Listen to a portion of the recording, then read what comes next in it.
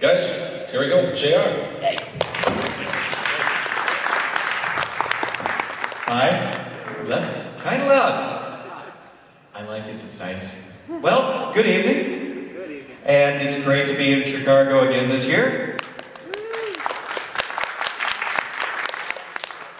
Chicago being the birthplace of such great inventions as roller skates, Twinkies, Cracker Jack, and the zipper, all of which you can do a quick search on Fur Affinity and find as part of any number of Triple M's rated commissions.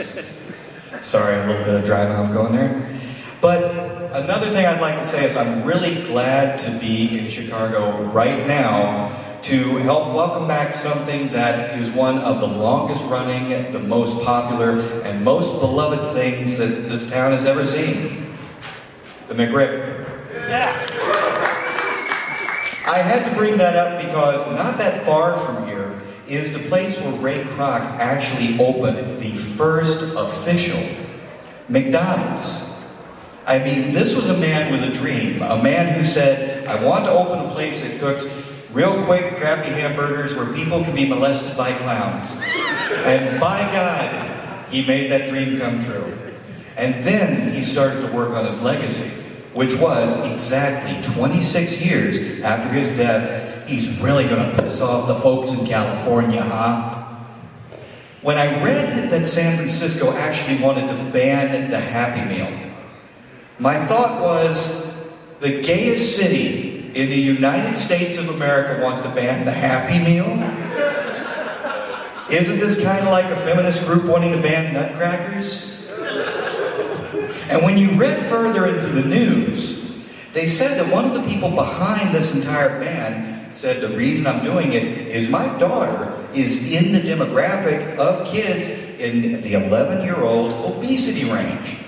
Which is a real nice way of going on TV and saying, I got a fat kid. Boy, she is going to have some self-esteem issues, huh?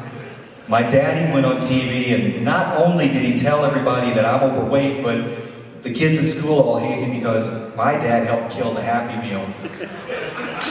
Wow.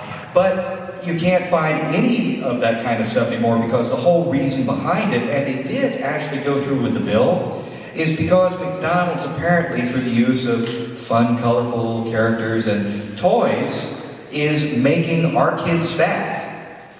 As if, you know, eating at McDonald's is the healthy way to diet for anybody, much less a kid. But you have to look at the three entities that are involved in this decision. Now, on one hand, you've got marketing. Now, marketing's job is to make whatever your product is appealing to the target audience. And as far as this, they're right on the money. If they wanted to make this appealing to the adult audience, it would include roofies and condoms. And I don't think anybody would complain all that much trying to get it banned. Now, the second entity in this group are the kids. And their responsibility is to cry and complain for everything under the sun. It is in their jobs description. Look it up on Craigslist. Wanted, child. Must be able to whine and beg insistently for everything. Must be able to poop explosively at the most inconvenient times. And must be able to wake up in the dead of night and shriek with such ear decibel-splitting velocity, my testicles crystallize. Please send references. But the third entity in this equation are the parents, whose job is to teach their children to make wise, healthy decisions and to make sure that they're not doing something that might hurt them or screw them up. However, their job is apparently now outsourced. Because it's the job of the government now to go in and to ban or to regulate, or focus groups will do it. They will even pull something off of TV if they're worried that it's going to affect the child, and the child doesn't even understand what it is he's seeing that will affect him until the parents explain it to him. There was a bit a couple of months ago they were going to do on Sesame Street with Elmo and Katy Perry, and it was pulled because they said that Katy Perry was dressed too suggestively, or as the PTA associate said, we don't want this show teaching our children about CLEAVAGE. To which the kid in the back said, you mean tits, Ma? Really? Really, I saw the video on YouTube. I watched it about 200 times in slow motion. And although I find Elmo to be extremely provocative, I thought that the outfit that Katie was wearing was okay. I mean, honestly, it was tight, but it's not like she went out there in a bustier and high heels like most of you guys in your World of Warcraft avatars. No, the only way a kid would have looked at that and understood exactly what the fuss was about would have been if Elmo had been going, do I stick my little monster in between those? And not only that, but kids today, parents not only go out of their way to protect them from everybody else hurting them, but you can't even discipline a child anymore. You can't do anything with them, so they run wild. I was in Walmart a little while back, and it's a long-ass line. And I finally get second to the front of the line, and there's a couple in front, two parents checking out, and they check out all their stuff, get it all back, and they're going to leave. That's when this little kid breaks through the crowd holding a toy, a Transformer, an Optimus Prime. He holds it up to the mom and says, buy this for me. To which she said, no son, we've already checked out. We don't want to inconvenience the rest of these people. We'll get it for you the next time that we come to the store. Now, I'd have taken a deal like that because my parents didn't bargain with me. It would have stopped at no. Here was an example of my granddad's version of bargaining. So, you want the toy robot, huh? Well, here's what we're going to do. I'm going to shove Optimus Prime up your ass. And if you poop it out and it's a truck, you can keep it. So, at this point, the kid takes the toy. He throws it on the counter. He turns to his parents. He says, buy this now. And his parents look at him and they say, we said no, go put it back. Which is when this kid let out this ear-splitting scream and hit the ground and started spinning like a cross between Shabba Ranks from Electric Boogaloo and Curly from the Three Stooges, screaming the whole time. If I had done that, my grandparents would have taken me back to the hardware section and shoved me in a paint shaker. So I'm standing there, waiting to see a little bit of parental smackdown. But instead, the dad, Captain P-Whip over here, just pulls out the money, pays for it, picks up the toy and the child, and carries them out of the store. Now, this is not what would have happened to me growing up. To start with, I wouldn't have even asked for a toy like that in the store because my folks did teach me to do sound business decisions, such as, that son of a bitch will hurt when I screw up and piss grandma off and she can't find her belt and turns that into a weapon of mass destruction. Because this is where girls got off light. Any toy your parents bought could have been used. And I see you shake your head. Okay, the plastic dolls might have hurt. But you know what? You could have beaten me all day with a Care Bear, and I guarantee you, I'd have paid top dollar. But me and my brother, for example, we asked for Christmas one year for a Hot Wheels track.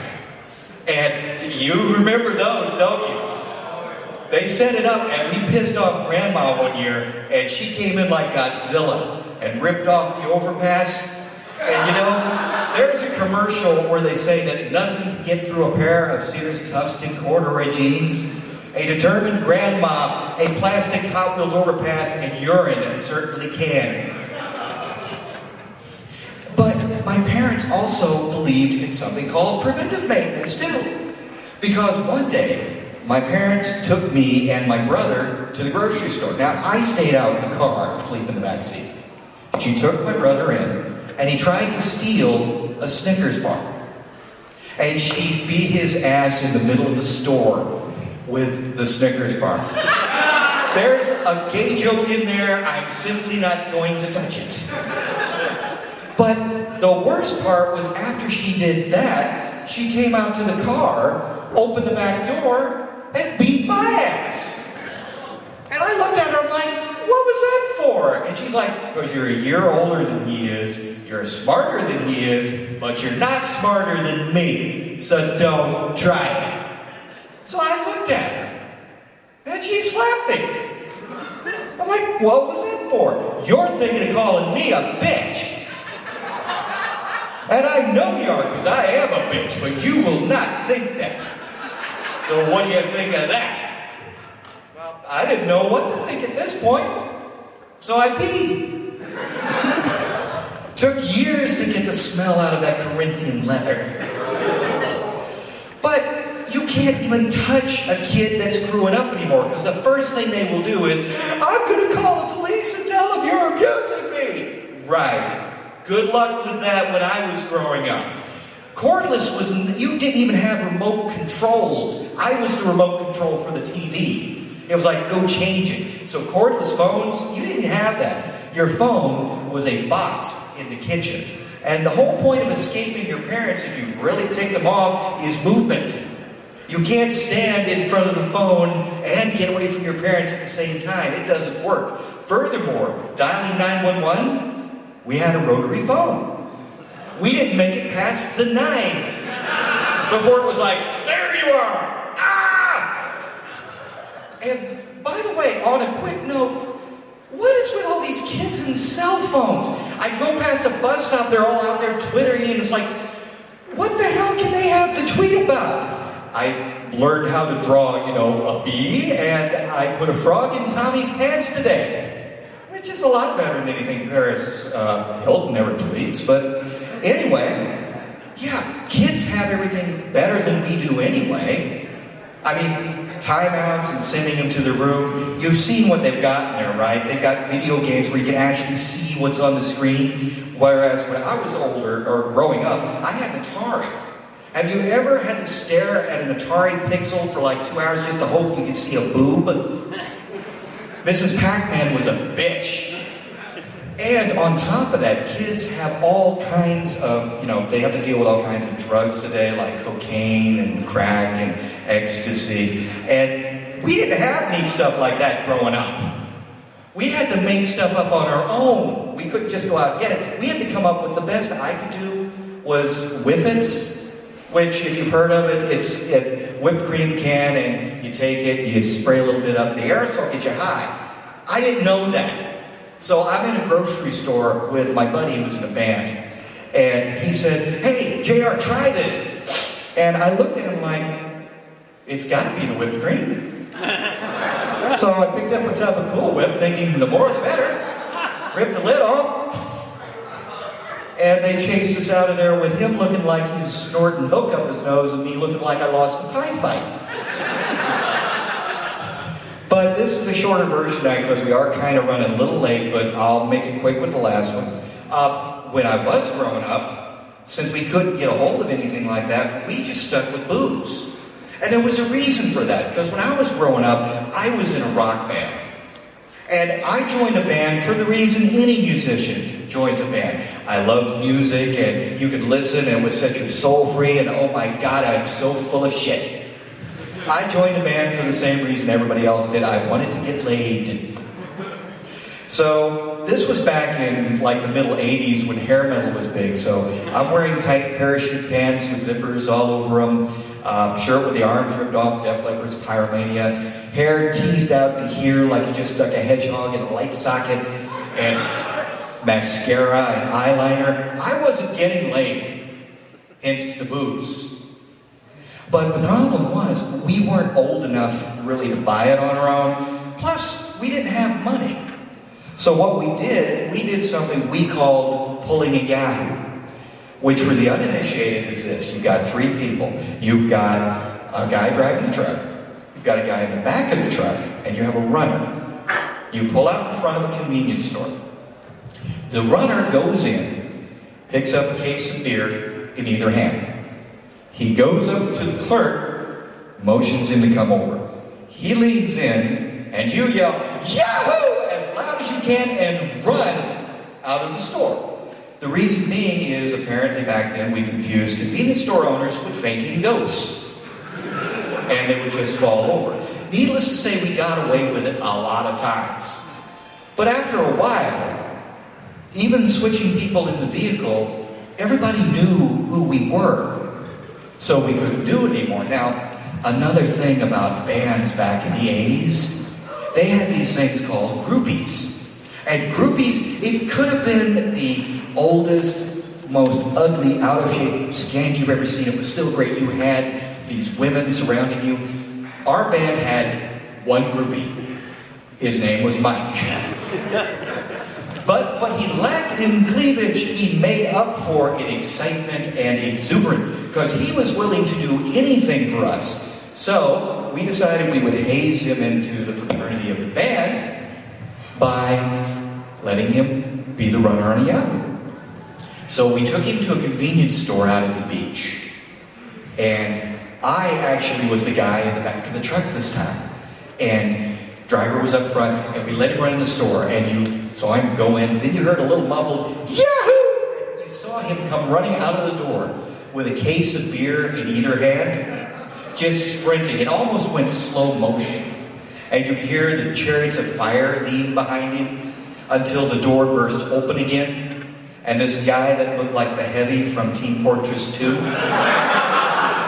came running out of the door, just little badge that said, "Bob, may I help you?"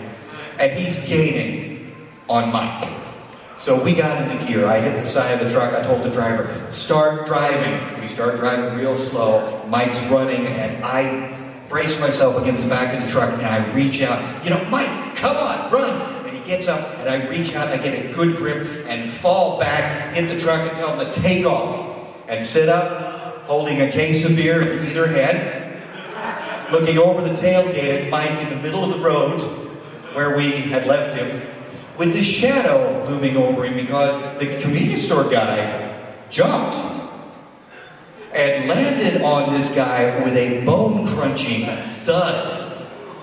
As big as this guy was, I almost expected to see like a Mike-shaped hole under him, but I suspect he actually sucked Mike up his ass. But the story did have a happy ending. We got the beer. A fellow musician, I see. And speaking of which, he will be in concert tomorrow. And he is in the dealer's room selling his CDs, and all the information about his website, Matthew Eagle. Definitely go check him out.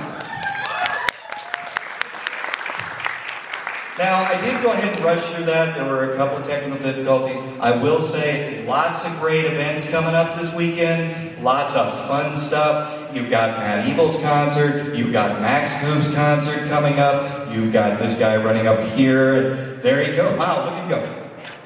I'm sorry, I just made a complete stranger a part of my act. And you've got the Furry Variety Show. You've got Bucktown Tiger. You've got tons of stuff to go see. So, everybody ready to have a good time this weekend? Well, only one thing left to say, and I'll give him a moment just to take one last sip. Yeah, it's Kool-Aid, all right. Ecto Cooler.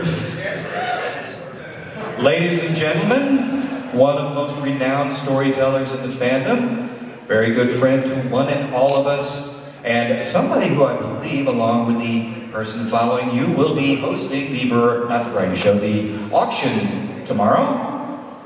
The one and only Dr. Samuel Conway, or as you all know him, Uncle Kage.